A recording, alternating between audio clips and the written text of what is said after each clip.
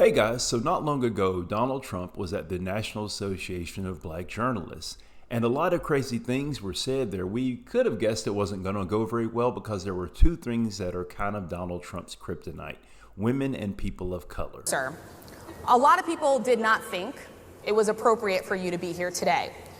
You have pushed false claims about some of your rivals, from Nikki Haley to former President Barack Obama, saying that they were not born in the United States, which is not true.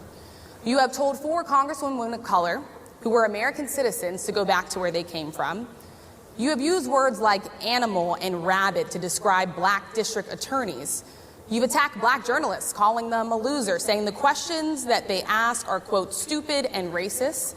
You've had dinner with a white supremacist at your Mar-a-Lago resort. So my question, sir, now that you are asking black supporters to vote for you, why should black voters trust you after you have used language like that? Well, first of all, I don't think I've ever been asked a question in such a horrible manner. First question. So, of all the crazy things that were said, one of the things that really stood out where Donald Trump was questioning Kamala Harris's race, saying, well, I don't know. Up until this point, I thought she was Asian. I thought she was Indian. Now all of a sudden she's black. Sir, do you believe that Vice President Kamala Harris is only on the ticket because she is a black woman? Well, I can say no. I think it's maybe a little bit different. So I've known her a long time indirectly, not directly very much. And she was always of Indian heritage, and she was only promoting Indian heritage. I didn't know she was black until a number of years ago when she happened to turn black, and now she wants to be known as black. So I don't know, is she Indian or is she black? She has always identified as a black woman. She went to a historically black college. I respect either one, but she obviously doesn't, because she was Indian all the way, and then all of a sudden she made a turn and she became a black person. Now, the discourse of this was pretty interesting because I've heard black people say that she's not really black. I'll get back to that in a second.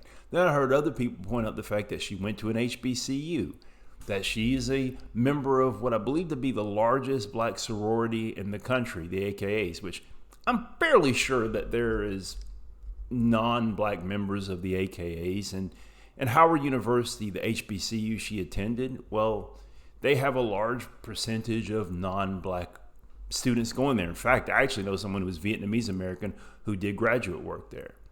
But I'm going to give you my opinion on whether or not Kamala Harris is black. The long answer to that is, well, it kind of depends on where you are geographically and where you are in history. The short answer of that is, in this country, she's absolutely black. So you guys have probably heard that race is a social construct. And for some people, that may be kind of odd. How is race a social construct? Do we really need society to point out the fact that I am black? I'm clearly black, right? Well, what we call race, well, there's a lot of stuff that's kind of weighed down with race. Like when we say, well, he's black, it doesn't just mean there's a skin tone there. It's all the other things that go along with it. So when we said Trump, he said black jobs. He really meant menial jobs, because in this country, black means less than. Simple as that. So when we say a black job, when we say talking black or acting black, it usually doesn't really mean anything positive. In fact, other people who come from other countries who would look black, they do everything they can often to distance themselves from black. In fact, I've heard African immigrants refer to black Americans as black, as they are black, not referring to themselves. So what do I mean by geographically? Well, you guys may have remember where Trevor Noah made this comment that finally he gets to be black in this country. Well, if he were in South Africa, he would be considered colored, which is a separate division. But in our country, in the United States, well, we have something called the one-drop rule. We've always had the one-drop rule. We actually have words to kind of distinguish the different droplets, but you're always going to be black. Don't know what I'm talking about? Well, here's something to think about. We have the word mulatto. I know, yes, it's a little offensive because it means little mule, but let's continue. We have the word quadroon, which means 1/4 black. We have the word octoroon, which means 1/8 black. I'm going to show you someone who is 1/8 black there. Now, once you get to that point, you really can't tell that someone's black or not. They pretty much just look white, assuming that the other 7/8 is European. But we have those words because, well, you're not white, and we can't just call you black, but you are black. Now, why is this the case? Well, what comes to mind immediately is the 1619 Project. 1619 Project, which refers to the year in which the first African slaves were brought here. Now, I know some people watching this video will say, well, you know, white people were enslaved too. You're absolutely right. White people have been enslaved. Every race has been enslaved at one point in history. In fact, there were people who were from the continent of Africa who actually enslaved Europeans. The pirates in North Africa did that. But here is the difference. It's never been strongly so tied to race as it has been with the transatlantic slave trade, where black was just synonymous with being a slave. And that's really where the definition, the political, social, and economic definition of black comes from, the one we use today. Chattel slavery. Yes, because, well, the pirates, when they were getting slaves, well, the Arabs were getting slaves of Europeans, but they were also getting slaves of sub-Saharan Africans. We all know about the Arab slave trade. But it was never perfected quite as well as it was with the European transatlantic slave trade, the triangle trade, if you will. We ship you to the Caribbean, we get you to grow the sugar cane, we produce the rum, we sell it to Europe, we get the money, we go back, get more slaves, and then the cycle repeats itself, forming a triangle, thus triangle trade. So then there were a lot of people who were offended by the fact that Donald Trump is here, a white man, defining what it is to be black. Now, funny enough, this is actually pretty fitting because, well, racist white men have always defined what it is to be black. They created the one-drop rule. That's just it. Where they went, they defined what it was to be black, what it was to be an undesirable and needed and not needed.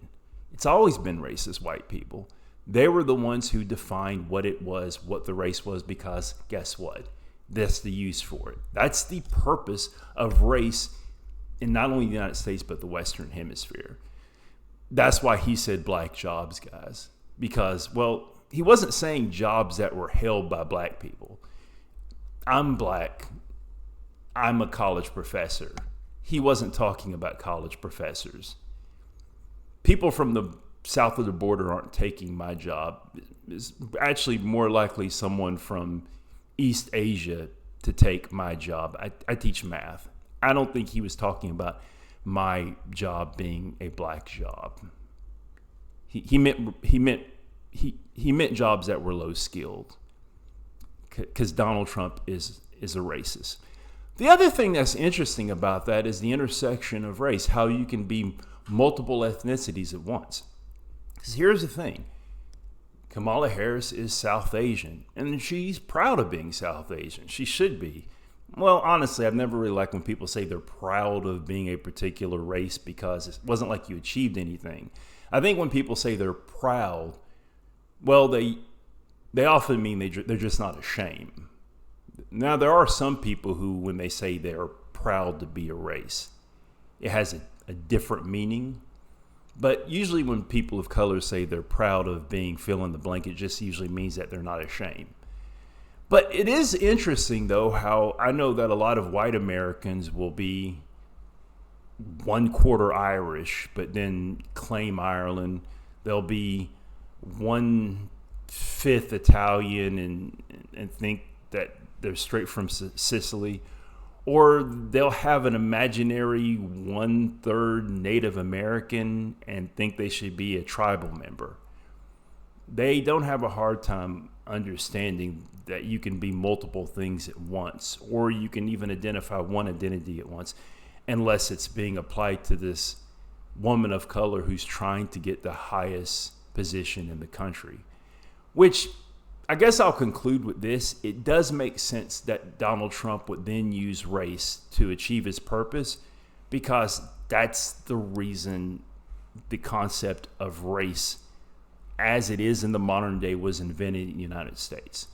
Because racist white men wanted to use it to exploit people, to keep people down, to make people feel less than, to divide us.